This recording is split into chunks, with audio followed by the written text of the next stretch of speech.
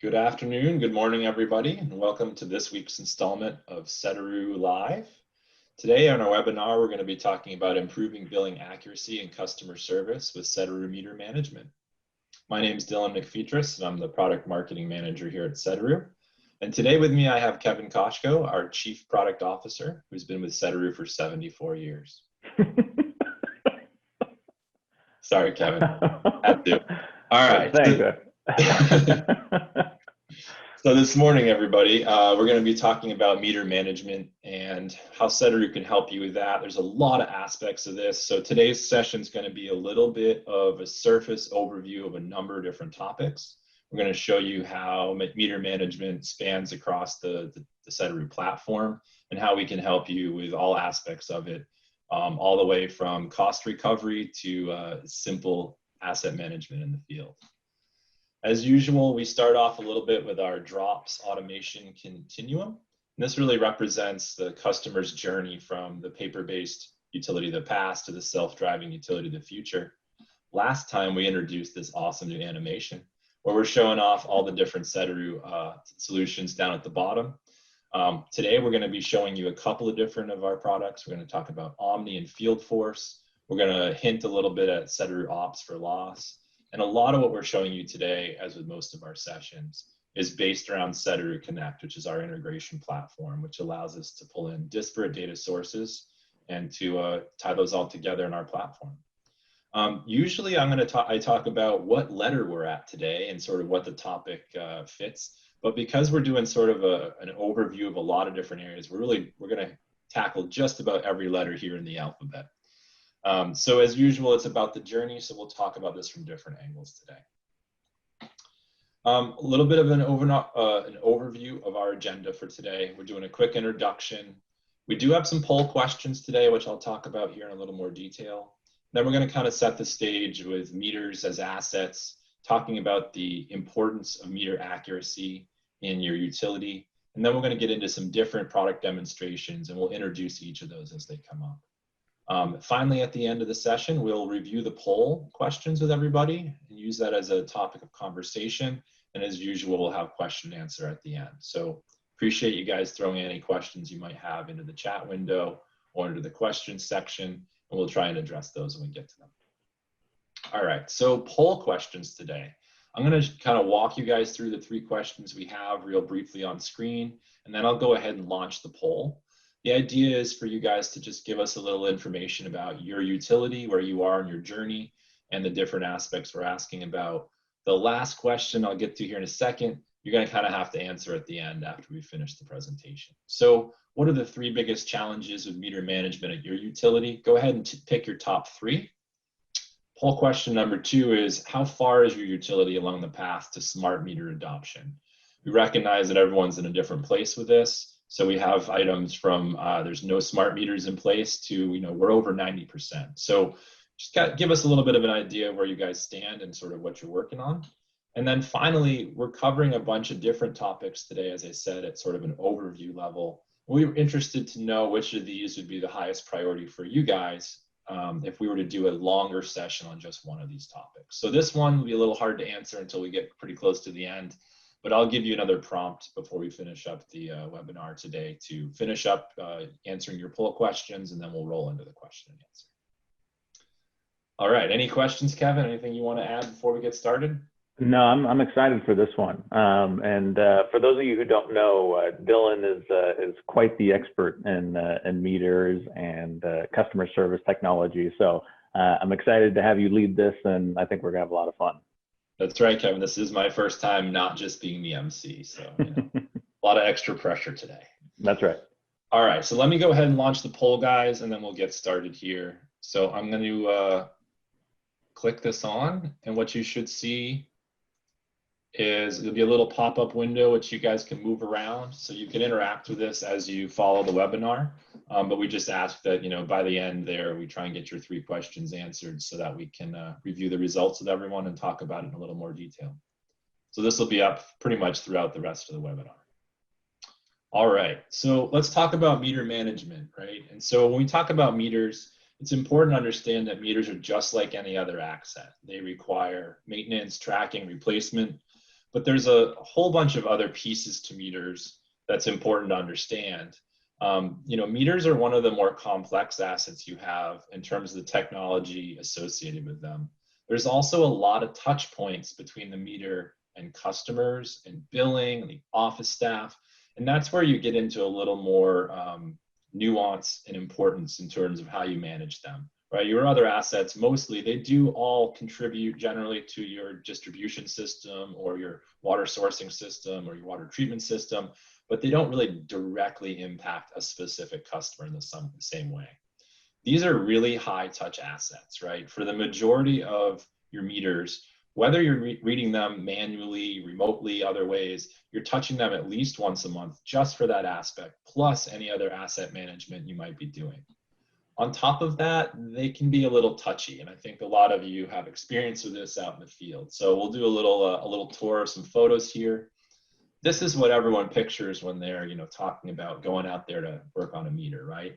Oh, this beautiful manicured sidewalk with a well-marked meter box, really easy access.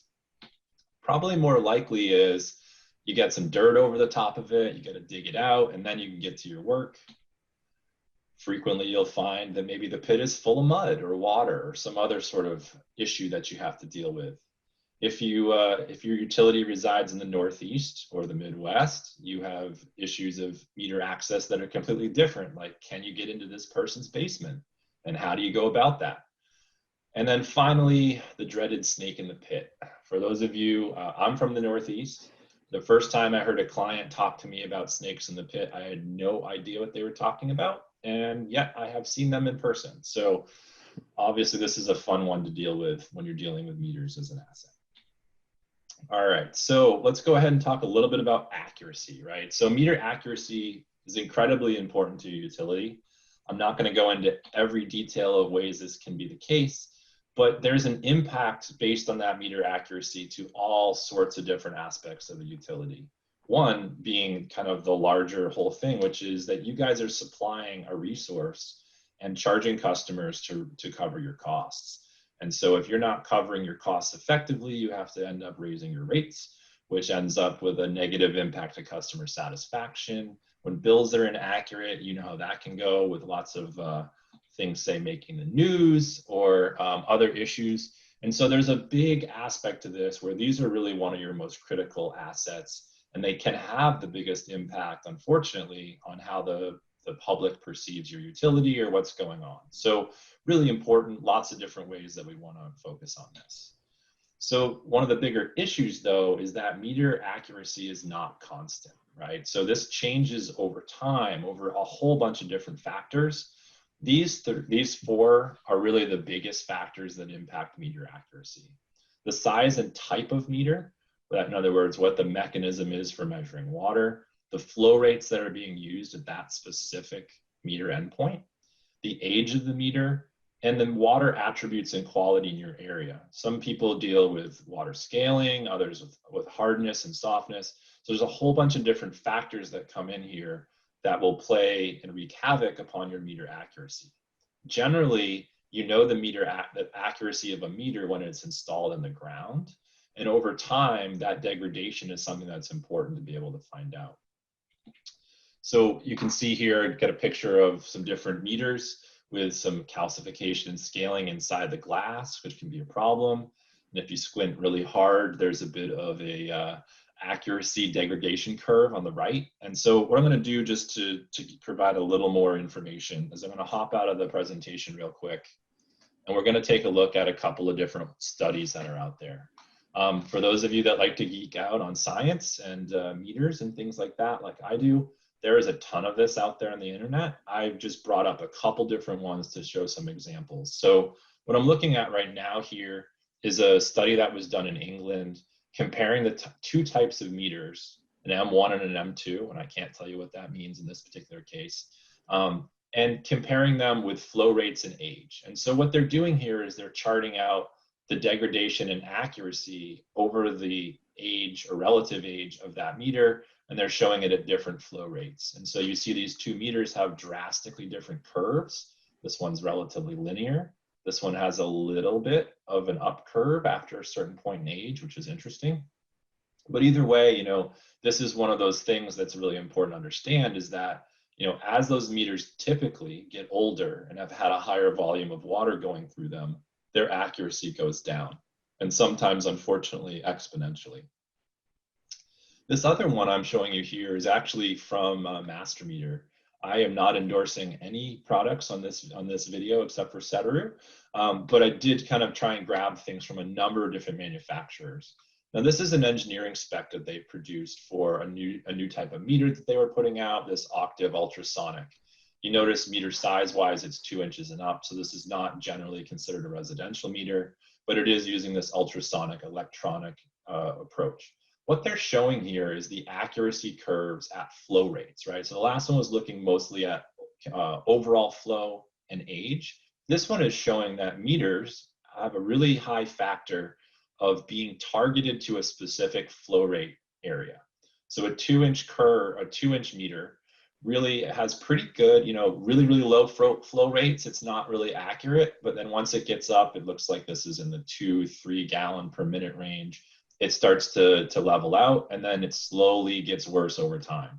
If we were to go up into the next size, you see that higher flow rates, right, are accommodated at a better accuracy, but you're also getting less accuracy at the lower flow rates. So if we hop up into, say, a 6-inch, you can see that really poor accuracy in measuring low flow rates. So this is just an example of why compound meters or low flow, high flow meters are put in certain locations, because when the flow rate is so low, the larger meter size does a really poor job, right? And as the flow gets higher in a smaller meter size, it degrades at the upper end of the flow rates.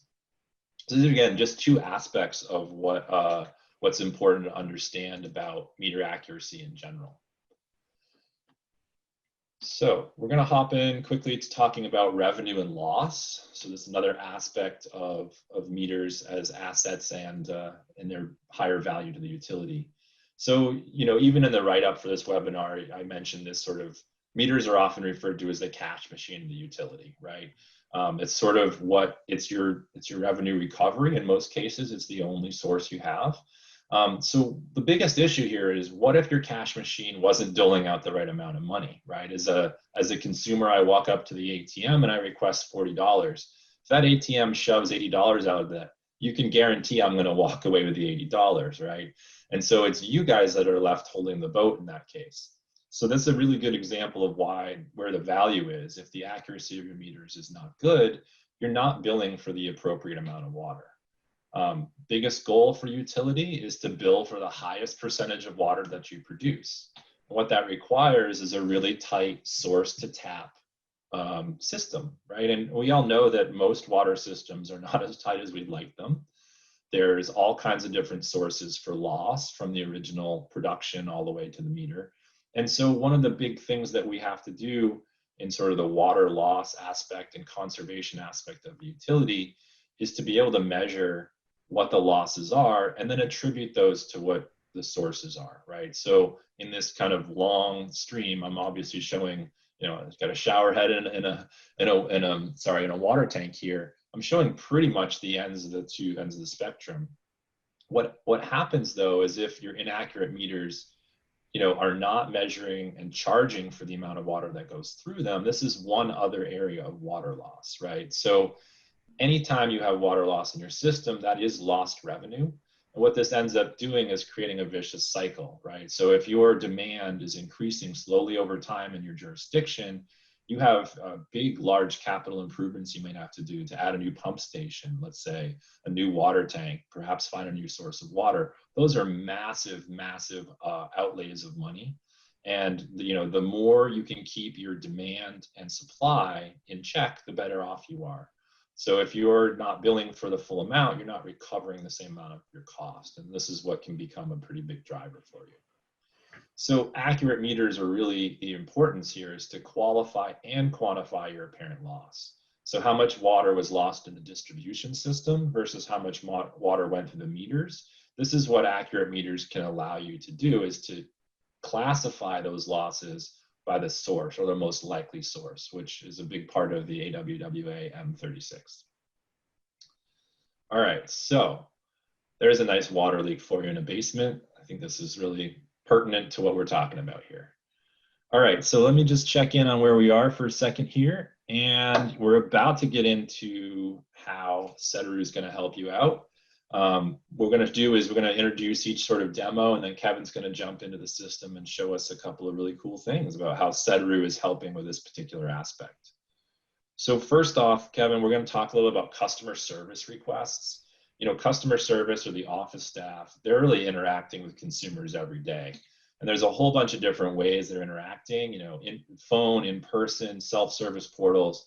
The real, you know, the goal here is that a lot of times that customer service rep is dispatching or calling for work out in the field. Generally that's done through service requests or a work order. And, you know, and then out in the field, we got to go ahead and perform these actions, anything from installing, reading, changeouts, water quality checks, all the different reasons that someone might be dispatched down in the field. So you want to show us a couple of cool things around that? Yeah, I do. Let me share screen here. Wonderful. And make sure that you can see what I'm seeing here. Wonderful. I'm seeing it loud and clear. Fantastic. All right, so this is Sedaru Omni. For those of you who have not seen this yet, this is really kind of the core platform of Sedaru. This is where we converge all the different data sources, different assets, all within a GIS map view, and allow you to tie into several or multiple business systems, as well as departments throughout the utility. So what we're seeing here is a utility logged in, and we're seeing different facets of their water district. So we have everything from USA and 811 tickets that are coming in. We have flow tests and hydrant flushing that's taking place, valve exercising, pumps and tanks and other types of production activities. And then of course we have service orders and service requests that we're going to be focusing on today. But just important to make mention that this is definitely kind of that comprehensive full utility management platform that allows you to see many different types of assets, different types of workflows, all within one view. And what that does is really provide you with a unique context. When I can understand what service orders might be out there and then relate that to valve exercising that might be done, and then understanding that that might be impacting odor or you know, turbidity and you know, customer complaints as a result of that, you know, those types of activities, this is very helpful to do that. So if we take a look at this tile, we're focusing in on our open service orders, but I can kind of navigate left and right to see different types of categories that we can create for that. So there's different types of classifications that we have for each of our service orders that we can manage and keep track of. So if I'm looking at, let's say, like the 59 open service orders, and then I can see this list here and kind of zero in on, you know, on a given type of task here. So here we can see the, you know, the work order, you know, any sort of description or details associated with that.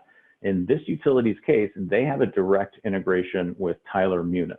So whether or not you have a business system integration, this service order was actually generated from that system already. So you have the ability to tie into a business system, pull in those service orders that were created from the customer service team, and then now allow you to dispatch those to the right person at the right time, given everything else that's going on within your utility.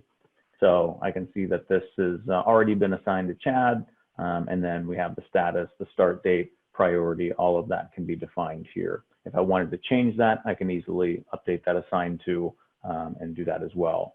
I can also kind of do some assignments by group or location. So, you know, we have all of these service orders kind of in the northern, western side of the utility. And if I wanted to, let's see that they're all assigned to, you know, kind of different folks, but maybe, you know, that main person is sick. So I want to assign that all to Matt. I can easily do that here, all within, you know, just a few clicks. So the key is, you know, seeing where our issues are, being able to use a platform to automatically dispatch or assign those folks, and then ultimately get out into the field where we can actually do the work. Cool. All right. Yeah. Now, Kevin, my understanding is when we hop into the field, you're going to show us this on a couple different platforms. Is that correct? Yeah, well, so the main platform that I wanted to show you guys today was, when we're talking about meters, my favorite device to use is definitely a phone. So instead of having like a big Surface, pad or iPad or some other kind of larger screen, just having it on my phone is just so much easier. So we'll walk through, what that looks like, and how easy it is to access really everything you need on a smaller form factor, which makes a lot more sense to a lot of folks. Yeah, that's fantastic. I agree. That's certainly an easier way to do it when you're out in the field. You bet. All right, so I'll go ahead and display full screen here. Make sure you can still see my screen okay? Yeah, looks good. Yeah. Great. All right, so yeah, so we're looking at the phone view here. I can kind of switch between different workflows depending on what I'm doing. If I have to be managing 811 tickets as well as customer service requests, maybe I'm a smaller utility, I have to, kind of wear multiple hats. This is where you'd have access to all of the open work orders that are assigned to you. I have my customers selected. Here's my list of service orders that I need to take care of. And then of course I can jump to my map to see where those are at. So I'll start with, this verify leak required. So that's going to take me here. That's going to take me to basically our information screen. And this is going to show us all the details about the current work order. Here we can see like the verify leak repaired. So, they had, there was a previous service order for a leak, issue, and then they wanted us to go back out and verify that it was in fact repaired. And then we have, all the different details about the service order. So here's, we can pull up some of those service order notes to access that. And then of course we have all the information that we need related to this meter. So we have our address, we have the account, parcel number, meter serial, install. So all of that is available to us. What's also nice is, from a reference perspective, we know, okay, so this is the current work order that's associated with it, but we also have a full history of what's been going on here. So, throughout time, I can look at, kind of multiple things based on it and really get a good understanding of what's the history and what's going on with this account every time. And Kevin, I mean, you're pointing out a lot of things that are really important to utilities, which is the ability to communicate between the office and the field and then back, right? It's this sort of view of history and information that's flowing. It makes the biggest difference versus a piece of paper with, one line of instructions on it. So. Absolutely. Yeah. And if we want to kind of go back in time and see, okay, well, back in 2018 when we were here, this was a disconnect from non-payment. And then these were all the details that were collected within the Fieldforce app on the phone. And then I can jump into, really anyone, if I wanted to see what happened more recently, here was a repair and replace of the gate valve. So, so all of this history available to us, which is great. We have so much more at our fingertips.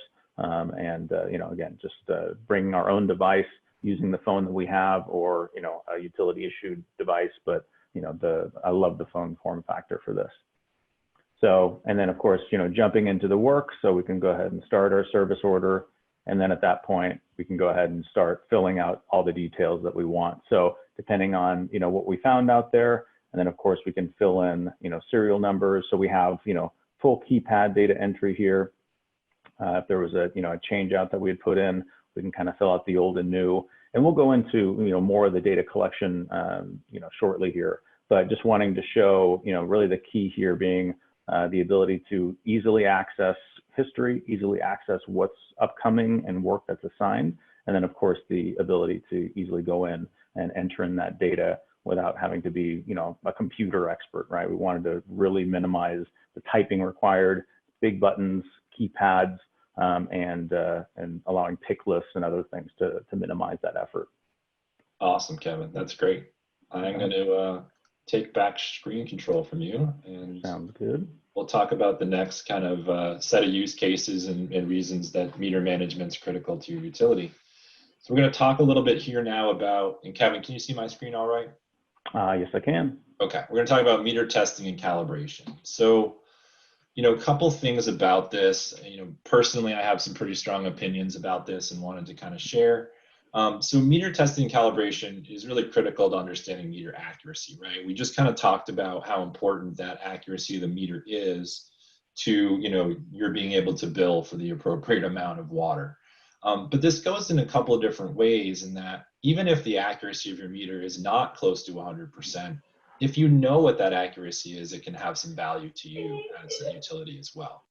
So what I've found, at least in my experience, is that most utilities only test large meters in commercial industrial settings. And the reason for that is there seems to be this concept of a cost associated with the testing and the repayment cycle. So what I'm showing you on screen there is just a in situ or in place meter testing kit. I think this one's from Badger, I'm not exactly sure, where you can go out and actually test the meter in its location, right? So this testing is mostly done in place. It tends to be targeted, and the frequency of testing is usually based on the meter size. And if you guys, go to AWWA, there's a whole bunch of guidance there about what the testing frequency should be in these different circumstances. What others would like to do, or what I feel is important and has value for utilities, is to move into sort of residential meter size testing, right? Generally, this involves sort of periodically taking meters out of the ground, replacing them with either a temporary meter or doing a full change out, and then bringing the meter you've removed back to the shop and using a test bench to do some testing on accuracy on that. So generally, this requires some pretty extensive hardware. You can do it with a portable, but the accuracy of those portable devices is not as good as a test bench. So a lot of utilities consider this to be too expensive, right? It's not something they want to do as a large effort. I personally feel like there's enough value here that it's worth having a small meter testing program, and that, by doing that, you can provide some value to your utility. So why I bring this up and why I think this is important is that systematic meter testing to identify which meters you should be replacing, providing insights into which types of meters are appropriate for your particular water quality, water situation in terms of prolonged accuracy.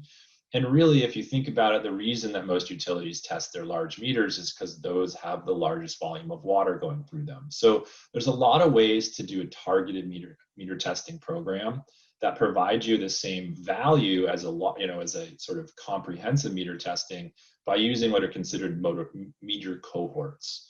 So if you know what types of meters you have in the ground and the average sizes of those, it's relatively easy to pick out a small set of meters at each meter size that give you a range of age. So if you have 5/8 meters and 3/4 inch meters in the ground for residential, you want to pick out, let's say, 10 5/8 meters that span, 1 year to 10-year window, or 1 year to 20-year window, depending how old your meters are.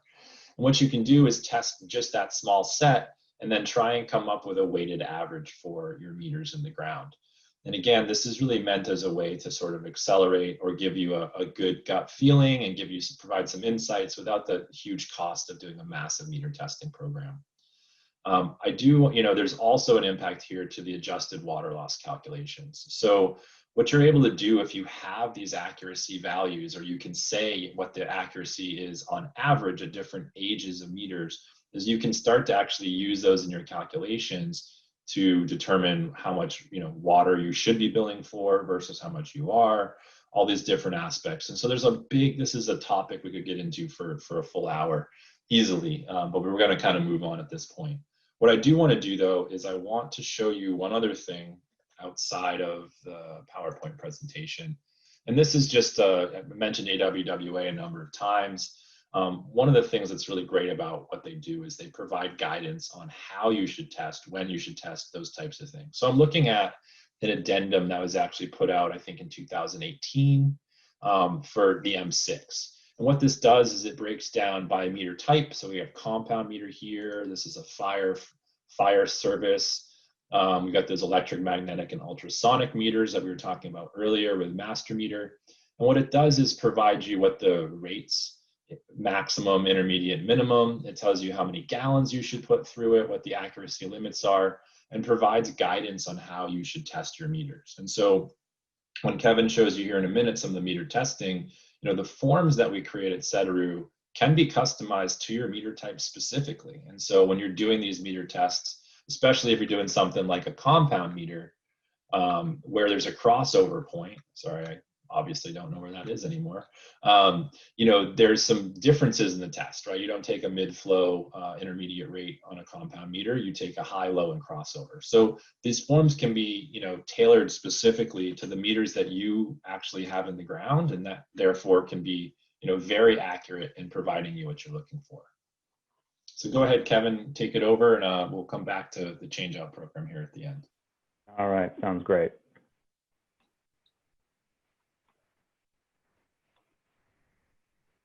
All right, so can you see my screen again? Yeah, it's looking good. Terrific. All right, so we were going to show changeouts, or do you want to show testing right now? Let's do testing now. We'll hop into changeouts here in a minute. Sounds great. All right. Sorry, it's fat-fingered the click there. Oh, all good, man. All right, let me make sure we got the connection to the device. 1 second here, it's a little finicky.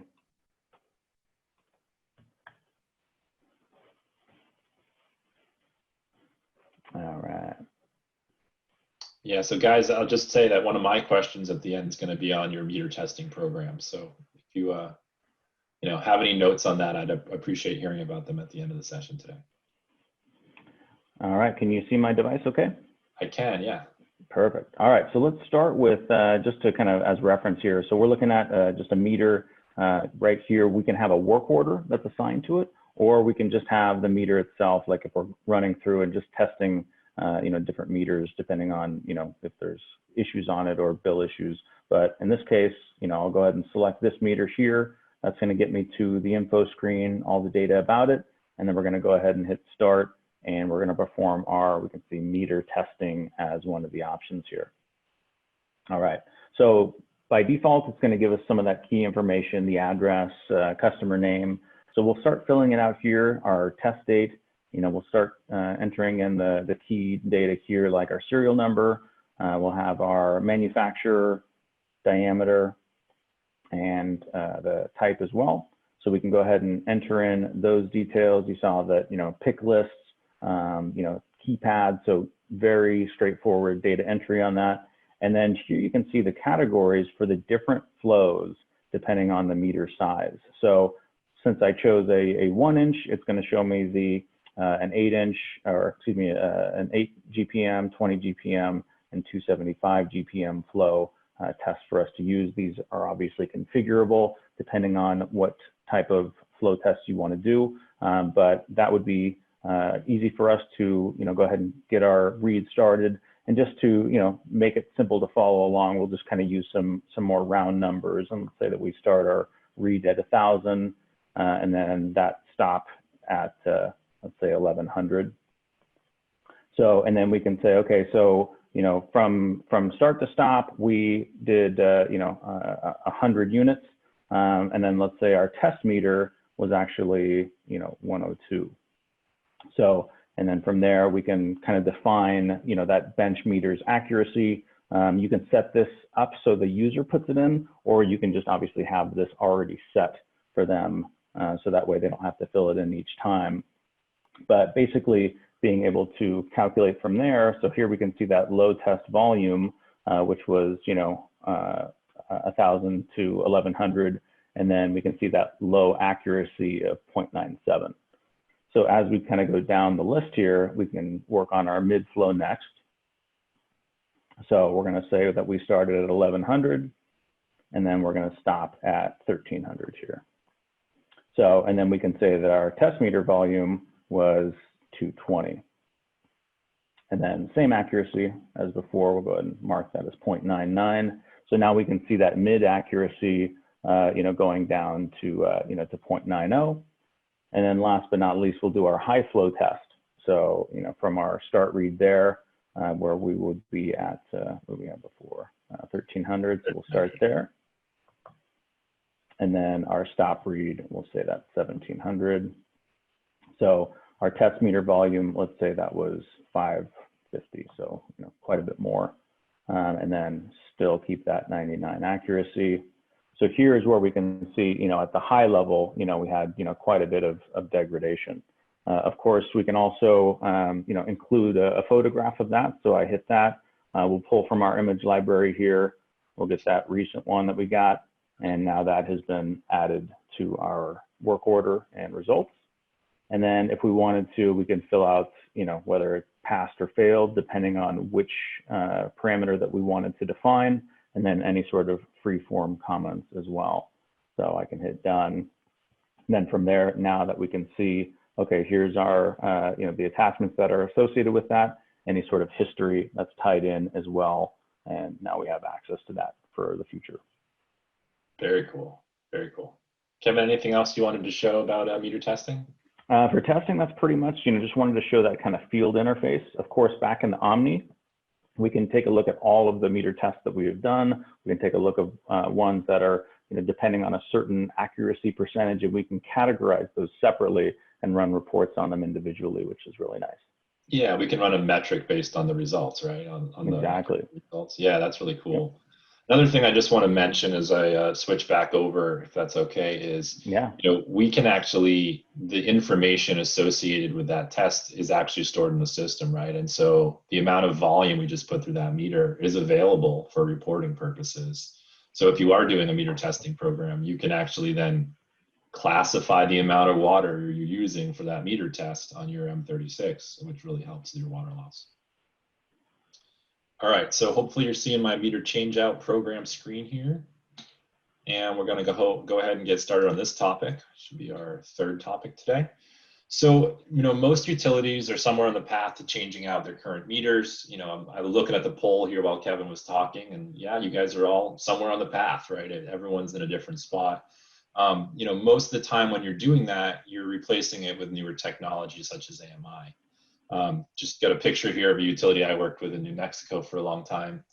Some really happy people out there digging through the red sand. And, what I would say is that my experience is that most of these change out programs, they take on one of three flavors. There's kind of a little thing in here that often happens with a pilot program. So if someone is changing major technology from, say, manual read to AMR or AMR to AMI, there's often a pilot program done. But this is really meant to just kind of talk about the pace and the approach to the changeouts themselves, right? So a lot of utilities go into what I call an ad hoc replacement, or replace as they break, right? Oh, that meter broke, or that one stopped, or we got too many customer complaints about that one. Let's go ahead and change it out and put in the new technology. You see that too with people who tend to be shut off a lot, is that often that's the meter you want to replace with AMI, so you can do remote disconnects. The next kind of approach generally tends to be when the utility decides to take on the replacements themselves and just to do it over time. So generally in an in-house replacement model, there's usually a crew or a couple of crews that are dedicated to meter changeouts pretty much on a daily basis, or they alternate between meter reading, let's say, and meter changeouts. And generally in that case, you go route by route or subdivision by subdivision, so that you can actually start to realize the value of the AMI as opposed to it being scattered all across town. The large approach, and this tends to be the hardest to get to as a utility, but also the biggest bang for your buck, is the large capital investment. And in this case, generally, you're talking about a very rapid change out of your meter technology. And often this is what happens after a pilot. In these scenarios, I find that often this work gets outsourced to a third-party company who would come in and change out the meters for you and bring in lots of crews. That there is a big benefit there, and that you can much more rapidly gain the benefits of AMI, but obviously there's a much larger cost associated. Just some pictures for you. Get some pallets of meters here on the left. You get your removed meters here in the middle, and then I got a truck loaded up with a whole bunch of meters, smart meters here, clearly based on the wiring. So this is, this is sort of what it can look like, right? It can be this kind of large investment. It can be something you're doing in-house or externally, but it also could be just, as the guys are going out there, as they encounter meters, they're replacing them one at a time, and it can take some time. The one last thing I would like to mention here, and this is something that I don't think a lot of utilities take advantage of, is that when you're doing a meter replacement program, there's often a large customer service, customer engagement, customer interaction aspect to this. I know that in my area, as this was occurring with, say, our electric meters, there's a lot of customer pushback well, oh now my bill's higher. You know, obviously you guys did this wrong, or you know, I'm having issues, and now it looks like I'm using so much more water. One of the things that's really important and can be done is you can actually do testing on the meters you're pulling out of the ground. And I know at a utility I worked with that did a outsourced large rapid replacement system, they actually paid the extra couple dollars per meter to have the testing done on that meter after it was pulled out of the ground. And that was provided back to customer service. And that was really a value to that organization as they tried to work with customers who felt like they were being, you know, fleeced or whatever, you know, getting these huge bills and it must be the meter's fault. When really the difference was that prior to the change out, they were getting undercharged for their usage. And now the new meter is charging them accurately. So this is just another thing, there's sort of a crossover between meter change out programs and meter testing that I find is something that's important for people to understand. So Kevin, if you don't mind, we got, I think, one more demo here of some programs. Yeah, so let's check out what it looks like for the meter changeout side of things. So let me pull up our device again. And so for this example, you know, we can relate it to either the utility doing it, but it's also, as you mentioned, super common for a contractor to take that responsibility, where basically the utility will say, okay, these are the meters that are, you know, at least 15 years old. These are the routes that we want you to tackle. So, you know, from a user's perspective, whether you're working at the utility or you're a contractor, still being able to be, you know, assigned a device to, you know, to use Sedaru to manage that meter changeout program. And then of course, being able to visually see your route, right? So it's very straightforward, and I can basically walk the route and start changing out meters in bulk if I need to. So, and then I can just kind of start using my map, tap on that. Here we can see the meter change out work order that's already ready to go for me. I can jump into that and then start filling it out. So, you know, we got our date control. Of course, we can have our old meter read. We can have our old meter serial number that we're pulling out of the ground. So all of this very easy to capture. So say we swap it out with a Mueller. We got our serial number typed in of the new meter. We have our register number. And then for our AMR, we got our MIU that we put in as well. So what's also cool about this is you saw me entering in with a keypad control. You can also use barcode readers. So if you have a Bluetooth barcode reader that connects directly to your phone, and then you basically scan the barcode, that fills in the serial number, register number, MIU number, depending on what you scan automatically, which is really nice. And then of course, ability to take a snapshot, take a photo, and you can have a collection of photos, right? So you may want to have one of the pit, one of the house address, one of the you know, old meter in the ground, new meter in the ground, basically covering all your bases and having documentation to do that in a very straightforward you know, data entry platform. And then of course, any sort of comments, free-form text, voice to text, whatever you want to enter on that. So basically, in addition to that, what's cool about it is you can incorporate other types of data to it. So in this case, maybe I want to keep track of time spent or materials or equipment that we use. So we have full ability to do that, where it's like, you know, I spent, you know, maybe 15 minutes on this one meter. So I can move on to the next one. This one was a pretty easy one for me. Materials, you know, we used, you know, series of, you know, clamps or you know, the register, the brass, everything that we changed it out, we can keep track of it here. And then of course, the trucks and vehicles that we used as well. So, you know, depending on what level of detail that we want to track, we can easily do that, you know, right here on our phone. So I'm going to save that. We're good to go. No active work orders. That's great. And then we can see our history. We're good to go. So awesome. Back to you. Very cool. Yeah, thank you, Kevin. I think it's important. You mentioned that, you know, the option of if you are using a third party or if you're bringing in, you know, new crews or whatever, it's really pretty easy to get them set up on this platform and to start, you know, capturing that information for you versus the paper reports you're used to getting. So Yep, big difference for sure. All right, so we're going to tackle one more topic here, smart meter adoption, and show you a little bit of how Sedaru can really kind of help with AMI data. We did just do a webinar on this last week, actually, so we're not going to get into too much detail, but I did want to take this opportunity to say, we're getting close to wrapping up the webinar, in which case we're going to start to review those poll questions. So if you do have some answers you want to provide, that'd be great.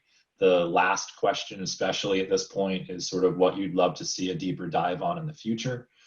So we'll cover this last topic, and then we'll go ahead and review the poll with you, and then we'd like to do some Q&A. So if you have any questions, please feel free to put those into the platform as well.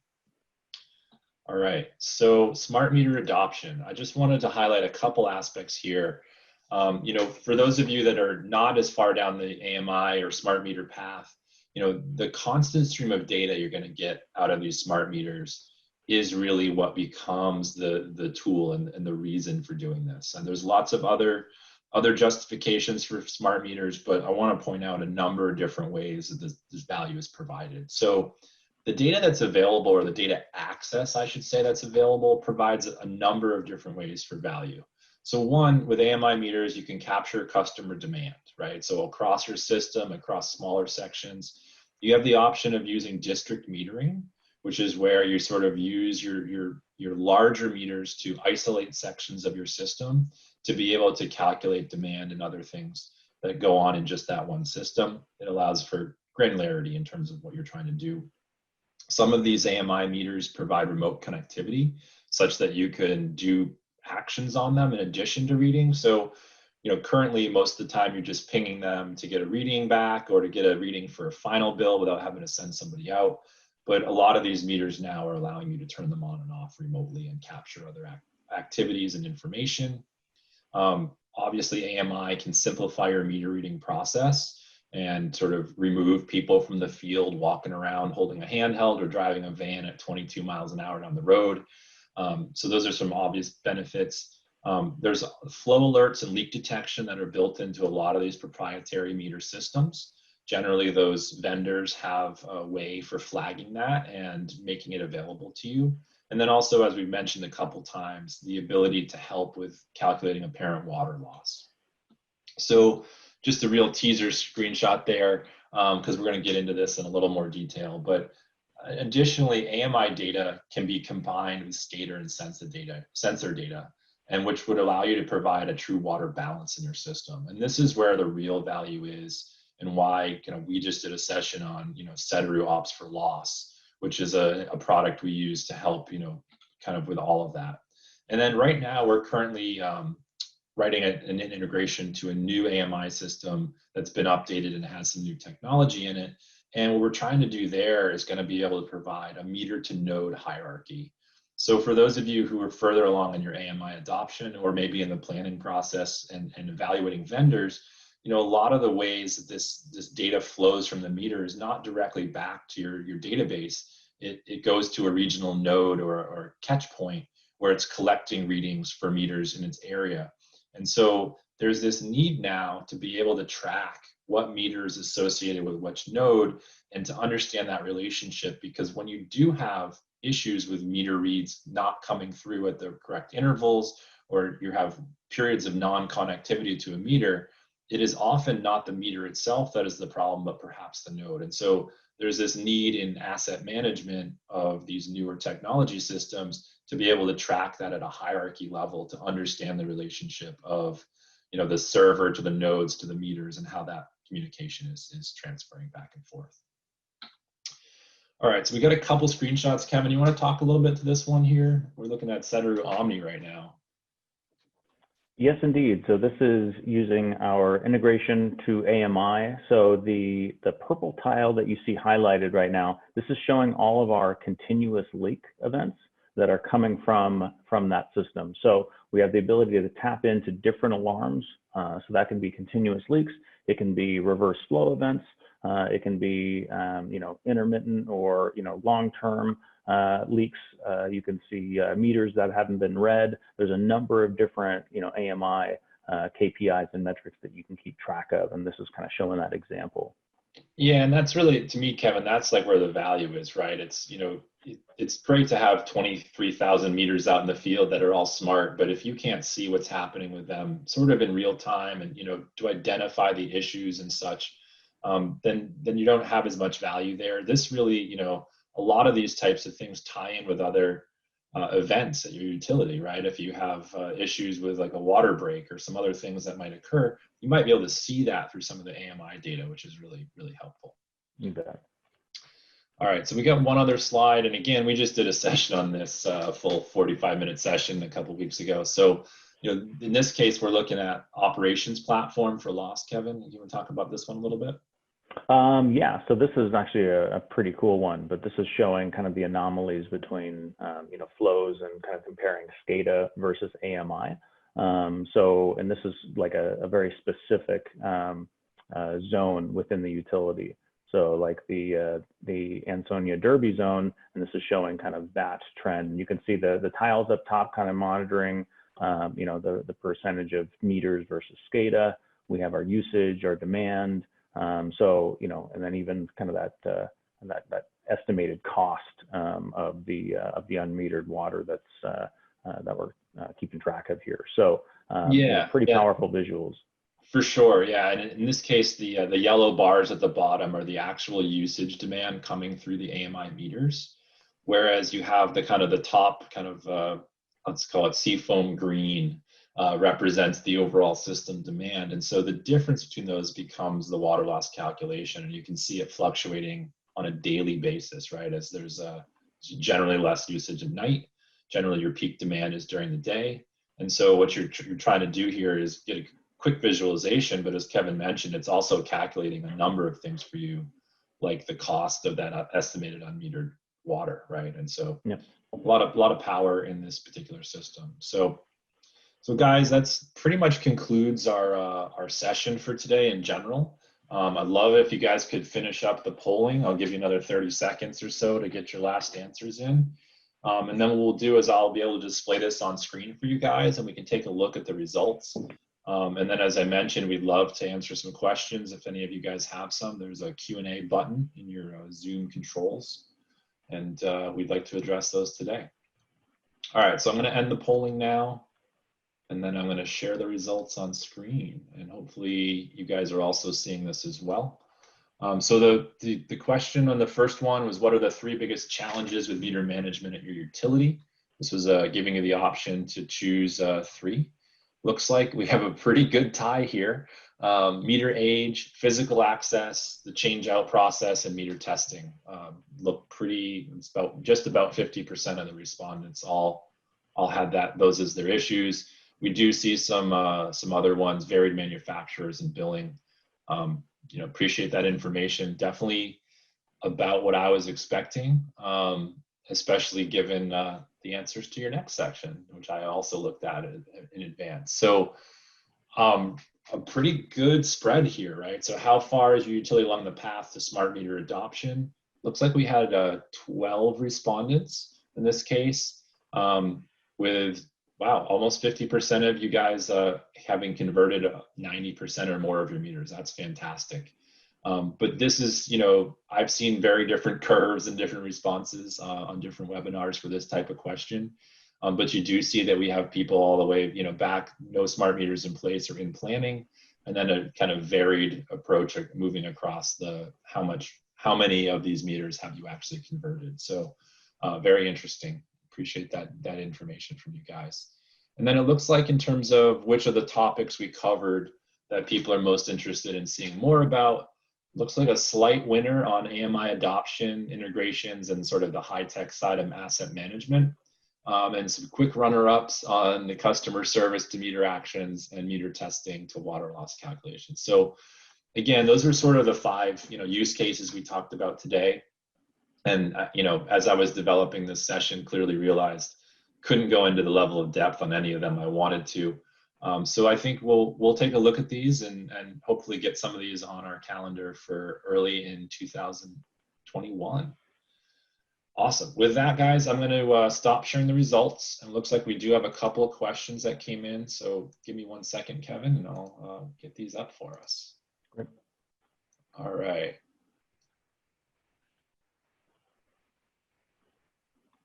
Okay. Well, let us see. Any questions out there, guys? This was more of a note about something else that was going on. wanted to address any of your questions, answer anything about what we showed today, or maybe talk a little more about your own meter testing programs. Does anyone have anything they want to share about their meter testing program at their utility?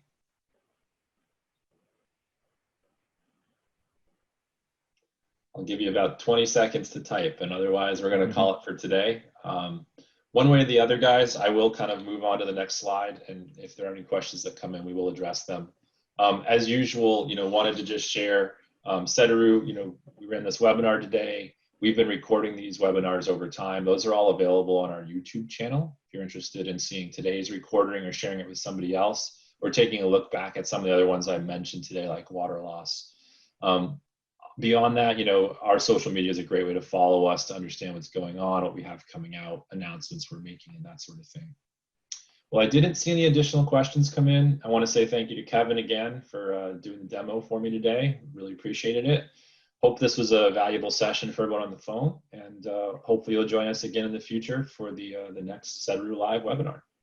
Yeah, big thanks, Dylan. This was super informing, and yeah, I enjoyed hearing much more about meters than I've known, even though I've been here for 74 years. So thank you.